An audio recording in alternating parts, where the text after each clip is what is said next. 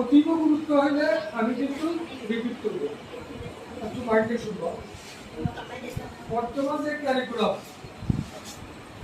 মানে কি?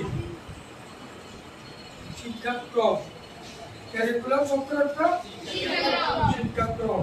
ক্যারিকুলাম হলো ইংরেজি, বাংলাতে হলো শিক্ষাক্রম। শিক্ষাক্রম আর শিক্ষাসূচি এর মধ্যে পার্থক্য আছে।